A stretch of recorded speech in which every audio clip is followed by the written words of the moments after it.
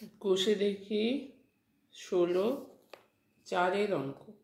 কোনো শঙ্কুর উচ্চতা এবং তির্যক উচ্চতা যথাক্রমে 6 সেমি ও 10 সেমি হলে শঙ্কুটির সমগ্র তলে ক্ষেত্রফল এবং আয়তন নির্ণয় করো। উচ্চতা মানে কি h, তির্যক উচ্চতা মানে হচ্ছে l।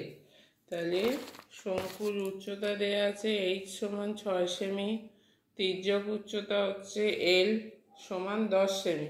এখান থেকে কি বার করতে হবে? ব্যাসার্ধ বার করতে হবে। ব্যাসার্ধ ধরে নিলাম আর, তাহলে এল স্কোয়ার সমান এইচ স্কোয়ার প্লাস আর স্কোয়ার।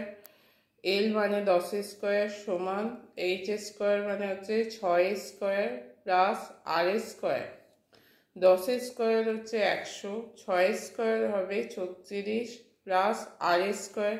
তাহলে আর স্কোয়ার সমান হবে 100 মাইনাস 36 সমান 64।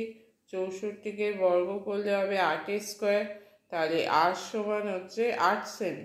তাহলে ব্যাসার্ধ পেলাম 8 সেমি, তির্যক উচ্চতা এল হচ্ছে 10 সেমি, উচ্চতা হচ্ছে 6 সেমি। তাহলে সমগ্র তল ক্ষেত্রফলের ফর্মুলা হচ্ছে পাই আর, আর প্লাস এল।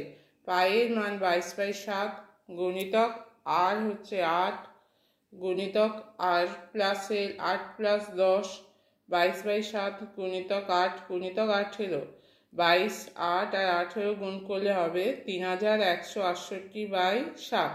এটাকে 7 দিয়ে ভাগ করলে হবে 452 পূর্ণ 4/7 বর্গ সেমি।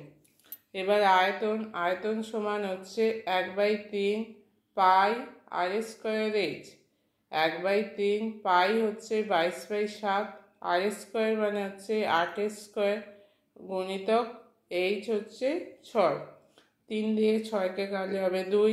তাহলে 22, 8 স্কোয়ার হচ্ছে 64 গুণিতক 2/7।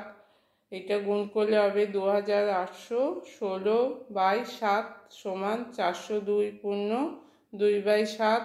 আয়তন যেহেতু এটা হবে ঘন সেমি, তাদের আয়তন একক হচ্ছে ঘন সেমি। 402 পূর্ণ 2/7 ঘন সেমি।